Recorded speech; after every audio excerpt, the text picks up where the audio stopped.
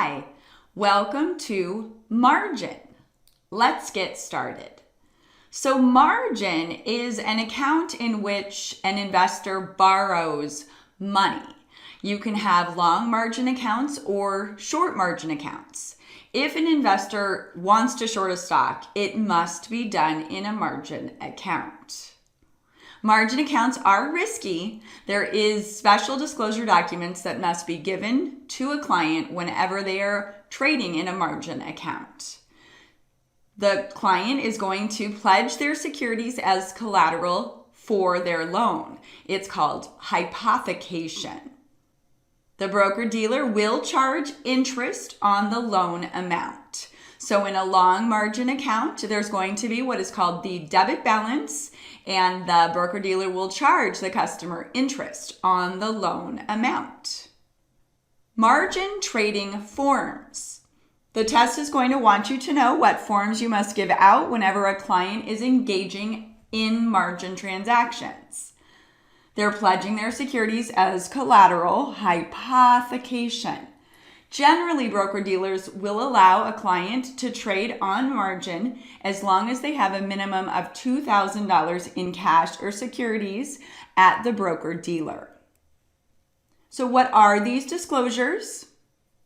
There's going to be two major disclosures. First is going to be the written margin agreement, and second, we have the margin account risk disclosure document. Within the margin agreement, we're going to have three different parts. So definitely things the test could ask you about. Within the written margin agreement, there is the credit agreement. Remember, I said the debit balance is a loan. So it's in the credit agreement where the maximum interest rate that the broker-dealer could charge on a loan is listed. The credit agreement must be signed by the client. The other agreement found within the margin agreement is this pledge of securities as collateral for the loan, hypothecation agreement. It also must be signed by the client.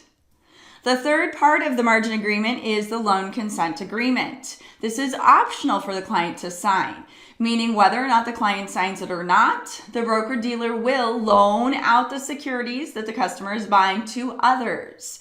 There's no way to really get out of that. So whether or not it's signed or not, it is a right that the broker-dealer has. So written margin agreement, three parts. Credit agreement must be signed by the client. Hypothecation agreement also must be signed. And loan consent agreement does not have to be signed.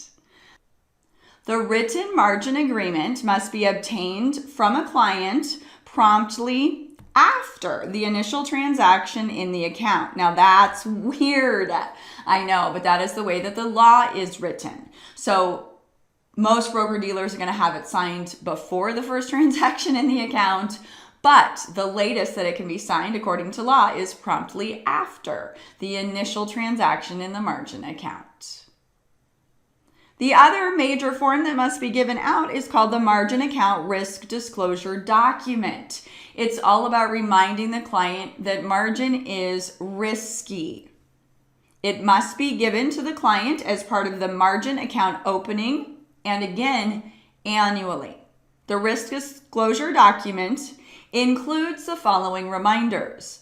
The client may lose more money than they deposited. They may lose their securities in the account. They may be asked to come up with more equity in the form of a margin call. There is no extension of time on a margin call. They can ask for an extension, but it is oftentimes not granted. The fact that the firm can increase the amount of money they require as equity in a margin account at any time without written notice. This is called the house margin requirement.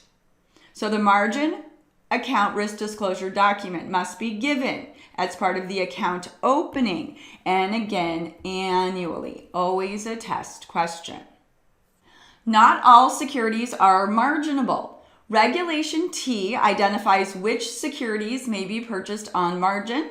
These are called marginable securities. In general, broker-dealers do require $2,000 in order to trade in a margin account. What are marginable securities? Securities listed on an exchange or on the NASDAQ. Warrants traded on either platform. What cannot be purchased in a margin account? Cannot. New issues cannot be purchased in a margin account. Neither can options, rights, insurance contracts, or mutual fund shares. Shares in a margin account are held in street name, so in the name of the broker-dealer. They may be used to secure the debit balance. They can be loaned out for short sales. Remember the loan consent agreement. Can be used as collateral for margin loans. Can be used to cover short options. Margin transactions in a trust account. So in a trust account, there is a trustee who manages the assets in the account for the benefit of the beneficiary. The trust holds title to the property. In order for a trustee to conduct margin transactions, the trust account must first be permitted to do so in the trust agreement, and this is generally not allowed. I referenced Regulation T, that it was the rule that had the list of what were called marginable securities. So it is Federal Reserve Board Regulation T that governs the lending of money by broker-dealers to clients in margin accounts. So the Federal Reserve Board authorized under the Securities Exchange Act of 34 to regulate the amount of money. How much of a loan can a broker-dealer give out on various securities? Regulation T sets the initial margin requirement. How much equity must be in the account initially? Not all securities are subject to Regulation T. Exempt securities are exempt from Regulation T. So U.S. government securities, municipal securities, they are not governed by this regulation. That doesn't mean they don't have equity requirements. They're just going to be regulated under FINRA's equity requirements. We talked about the marginable securities list. So listed securities, certain over-the-counter stocks, certain foreign stocks are marginable. Initial equity. Under Regulation T, it is 50% for long accounts and 150% for short accounts. I will explain. The client's initial deposit into a margin account is known as their equity. So if you're buying a stock long, initial margin 50%. We'll talk about maintenance under FINRA rules, 25%. If you're going to short a stock, 150%, but not less than $2,000. 30% is maintenance. And then we have exempt securities and investment grade non-equity that are not regulated under Regulation T, but do have maintenance requirements under FINRA rules. Investment grade non-equity, 10% of current market value. Exempt securities other than U.S. government securities, 7% of current market value. All other non-equity, 20% of current market value, or 7% of the principal, whichever is greater. So there's a lot of numbers in this topic.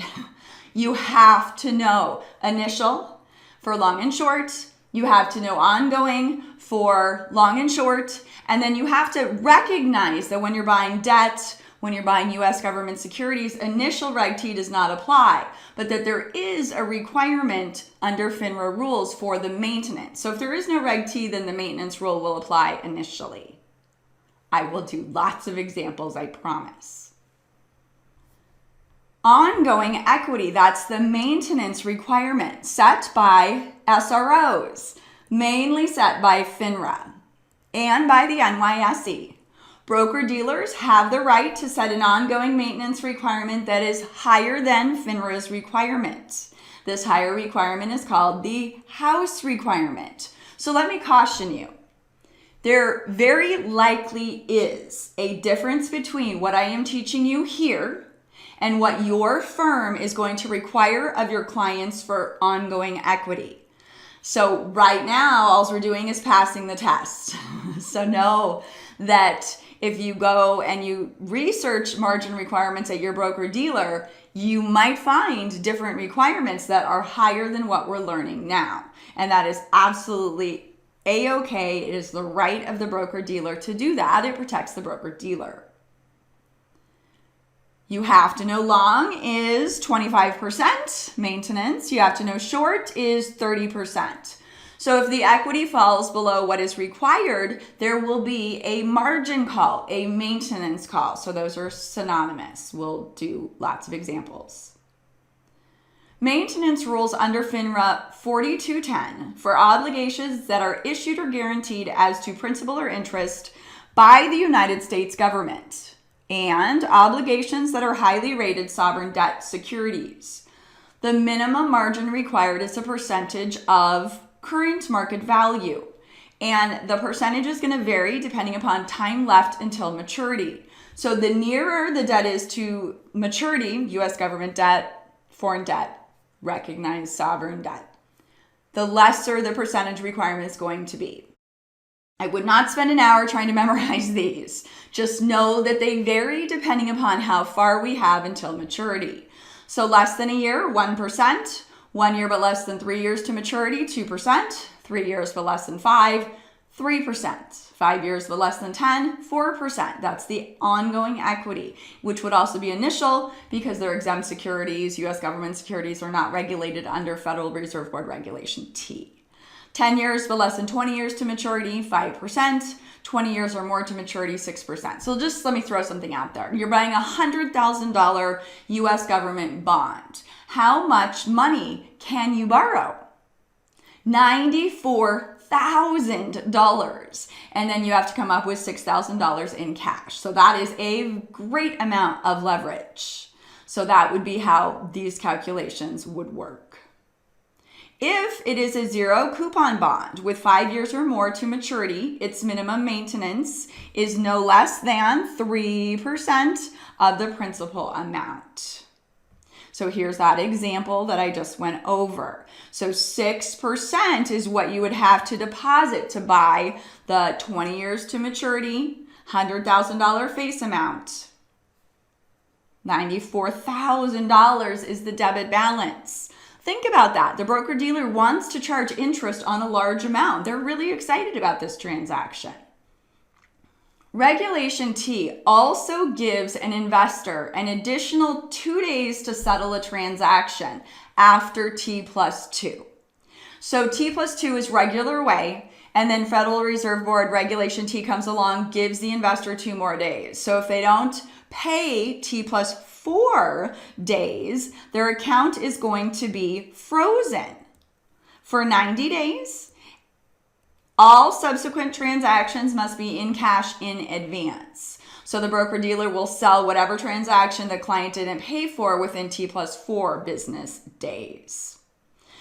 I did mention a client can request an extension of time to pay, but it's very unlikely that that is going to be granted. So we're talking margin here, but what if we were talking in a cash account? Securities that are purchased in a cash account must be paid for 100%. Agree? Yes. T plus 2 is regular way, an additional 2 days under Federal Reserve Board Regulation T. So paid no later than 4 business days after the trade date. Can you sell stock short in a cash account? No. You can only short stock in a margin account. Generally, you will not tell your client T plus 4, you will tell your client T plus 2. If they haven't paid you by the 2nd business day, you will fine them, make them pay so that they pay by the 4th business day. If they don't, it's called taking a free ride. Free riding is prohibited. So free riding occurs when a customer buys and sells stock in an account rapidly without paying for it. Regulation T prohibits free riding. If free riding occurs in a margin or a cash account, the account will be frozen for 90 days. If stock being purchased is on a when issued basis in a cash account, the cash deposit is 25% or $2,000, whichever is greater. There is 50% margin required to buy when issued securities in a margin account. House requirements. It's when the firm has their own ongoing equity requirement that is different than, higher than mostly, higher than the FINRA rules. Totally fine. Firms can do that. A client can buy stock in a cash account or can buy stock in a margin account. So owning stock we say is being long the stock. So let's look at some examples when a client is long in their margin account. There are three components to a long margin account. There is market value long minus what's called the debit balance equals the client's equity. So you have to know this formula. You have to know that the debit balance is a loan amount and that the interest is charged on the debit balance. The most common way for a client to meet the initial equity requirement is to deposit cash. However, a customer, instead of depositing cash, can deposit fully paid securities. If they want to do that, they have to deposit twice the dollar amount in fully paid securities that they would have had to have deposited in cash, because they will only get a 50% credit for the fully paid securities in their margin account. So let's look at an example. Kendrick's going to buy stock, 200 shares of stock, with a current market price of $2.50. Now, I have my basic non-programmable calculator, just like they're going to give you on the test. Sometimes, depends on where you're testing, it's built into the computer program. In any case, please use it. It sounds really cheesy, I know, to go 200 shares times 250 equals $50,000. It's really cheesy, yes. Do it anyway. Don't miss it because you forgot a zero. It's really easy to get math wrong. So we've got a market value long of $50,000. I confirmed it with my calculator. So a test question might be, what is the initial equity requirement for Kendrick? He has to deposit in cash how much? 50%. So multiply that by 0.5. $25,000. So that is the initial equity, day one equity requirement. The difference of $25,000 is the debit balance. So $50,000 minus $25,000 is $25,000. We know the client pledges their securities as collateral. They signed a hypothecation agreement. The broker-dealer is going to go to a bank and get a loan to give to the client. And when they do that, they rehypothecate Kendrick's securities. Rehypothecation occurs. So when the broker-dealer rehypothecates the securities, they are saying, we pledge these securities as collateral for this loan, just like Kendrick had pledged his securities to the broker-dealer. Rehypothecation occurs when the broker-dealer pledges the customer's securities to collateralize a mortgage loan with a bank. The broker-dealer can pledge up to 140% of the customer's debit balance. So in this example, Kendrick has a debit balance of $25,000. We're going to multiply that by 1.4, which is 140%. That gives us $35,000. The broker may pledge up to $35,000 worth of securities to the bank. The difference between the $35,000 that is pledged and the $25,000 that is the loan amount is $10,000, must be kept in a segregated account and identified as to the beneficial owner for safekeeping of the securities for the customer. They're called excess margin securities. Let's say in this example, Kendrick did not want to deposit the $25,000 in cash. Instead, he wanted to deposit fully paid securities. How much in fully paid securities would he have to deposit? Twice the equity requirement, because the loan value of fully paid securities is only 50%. So he must deposit $50,000 to get the credit of 50%, $25,000 for his initial equity. Anytime a customer buys stock, they want the market value to go where? Up or down? Up, of course. So an increase in market value long is going to do what to Kendrick's equity? What do you think?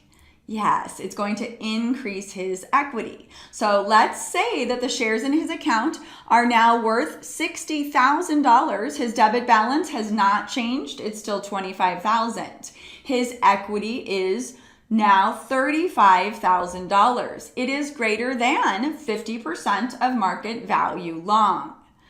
$35,000 divided by market value long of 60, his equity is just over 58%. So he created what's called SMA, Special Memoranda Account. The difference between the actual equity and the Regulation T requirement is called excess equity. You get it, it's created when a customer's equity is in excess of Regulation T.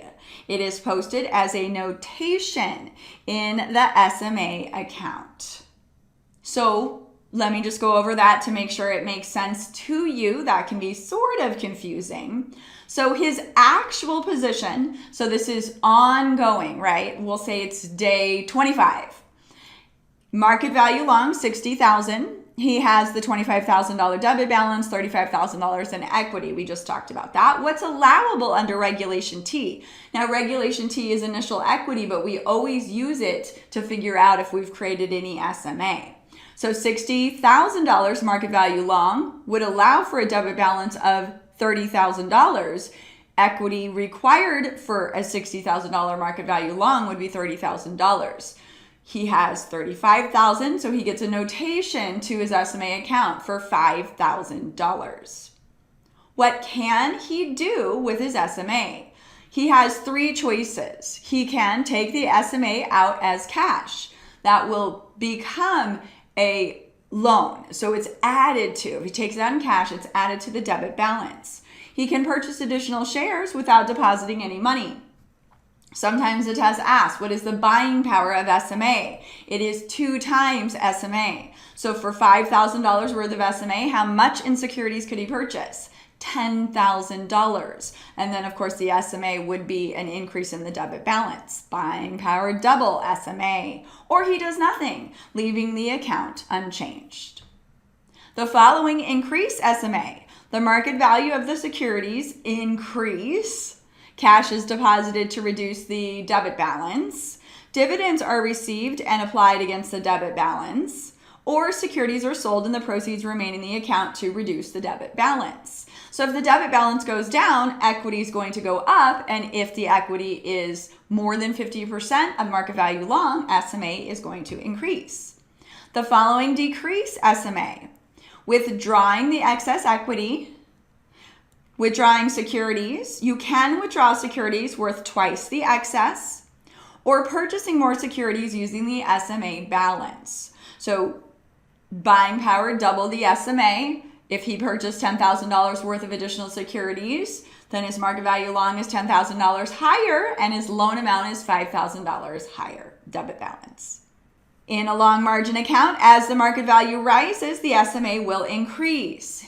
If the market value decreases, the equity will decrease, but SMA will remain the same. But you cannot withdraw all of your SMA funds if it brings your account below FINRA's minimum maintenance requirement for a long account, 25%. SMA does not represent monies in addition to the regular account. It is only a notation. Best to think of it as an available line of credit. So I like to think of SMA like this. If you have a house, it's appreciated in value, you can get a home equity line of credit. You don't have to spend it. If the housing market plummets, you still have a line of credit. It's the same thing with SMA. So it's a liability waiting to happen, basically. Cash dividends in a long account may reduce the customer's debit balance, whereas stock dividends do not. Stock dividends increase the number of shares held in the account. Decrease in market value long. If the securities in the account depreciate, what do you think Kendrick's equity is going to do? Go up or go down? It is, of course, going to go down. So we had the original position, $50,000. Debit balance, $25,000. Equity, $25,000. Let's say the market value fell to $40,000. The debit balance remains unchanged, and the equity is now $10,000 less than before. Yikes! Risky margin accounts. His equity is less than 50%, but ongoing, that's okay. So $15,000 divided by market value long gives him an equity of 37.5%. Maintenance for a long account is what again? 25%. So he's not going to have a margin call. However, because his equity is less than 50%, he does have what is called a restricted account. So market value long, 40,000, 50% of that is 20,000, he only has 15. So if he should sell any securities out of the account when the account is restricted, below 50% equity, 50% of the proceeds must be left in the account and used to pay down the debit balance. So that is what a restricted account is. So restricted, less than 50% equity, more than 25% in a long account. The special rules in regards to restricted accounts do not affect new purchases. So they do affect sales where you have to leave 50% in the account, but let's look at a purchase. So same as before, $40,000 market value long, debit balance 25, equity 15. We know equity is only 37.5%. He decides to purchase $10,000 in additional securities. So $10,000 in additional securities, market value long goes up by $10,000. He borrows half of that, so his debit balance is now $30,000. 50 minus 30 is $20,000 in equity. 20,000 divided by 50,000 is 40%. So it's still a restricted account, but his equity has grown by the purchasing of securities in his account. When an account is restricted, how much of the proceeds of a sale of securities out of the account must be left in the account? Yes, 50%. So this is the retention requirement. So continuing with Kendrick's account where he purchased additional securities. So we had 50,000 minus debit balance of 30 is equity of 20. We know his equity is 40%. He decides to sell $10,000 worth of securities out of his account. What is the retention requirement? Half. So he will get how much in cash? $5,000, and then the other $5,000 goes to pay down his debit balance. So he had $50,000 market value long, he sold 10, now he has $40,000 market value long. 5,000 of the 10 must pay down his debit balance, so he went from 30 to 25. 40,000 minus 25,000 is 15,000. He got how much in cash? 50%. His account is still restricted. 15,000 divided by 40,000 is 37.5%. If stock in a restricted account pays a dividend, 100% of the dividend credited may be withdrawn. Same-day substitutions in a restricted account. If a customer buys securities and sells securities in a restricted account on the same day, the calculation will be made at the end of the day, and only the net amount bought or the net amount sold will be affected. It is swept to SMA as part of the daily sweeps. So let's look at some examples here. So examples of a purchase and sale of equal value. It's a restricted account. They buy $30,000 worth of securities and sell $30,000 worth of securities in one day. These transactions cancel each other out. There is no margin requirement. What happens when the purchase costs exceed sale proceeds? So the client buys $20,000 worth of securities and sells $16,000 worth of securities, leaving them at a net buy position of 4. The normal 50% margin requirement would be in effect. $2,000 would be the equity requirement. When there are sale proceeds that exceed purchase costs, so here buy $14,000 worth of securities and sell $20,000 worth of securities. The net sale is $6,000. It is a restricted account, so how much of that can be taken out in cash? Only 50%. So $3,000 remains in the account to pay down the debit balance. $3,000 in cash will be released. So find the net position and then determine if it is a net sale, 50% stays in the account. If it's a net purchase, the initial equity would apply. If they're the same amount, then they just cancel each other. Minimum maintenance on a long account is, under FINRA rules, 25% of market value long. So let's look at Kendrick's original position. So $50,000 market value long, $25,000 debit balance, initial equity 50%. How low can Kendrick's market value long go before he will have a margin call? That's a very valid test question, and it's a valid question your client would want to know. So when they establish a position in a long margin account, you can tell them, use this formula. It's 4/3 times the debit balance, the minimum maintenance level.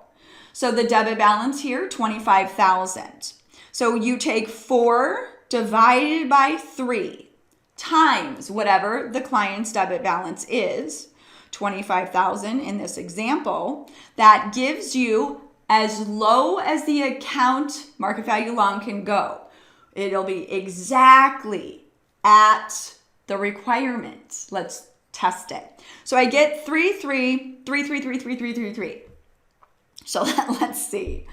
If market value long should be $33,333, we still have a debit balance of $25,000. That leaves us equity of $8,333. What is, take that $33,333 times 0.25%, because we know that's ongoing maintenance for a long account, $8,333. Yes! Always double check your math. So know the formula, 4/3 times the debit balance is the minimum market value long you can have before $1 lower, there will be a margin or a maintenance call.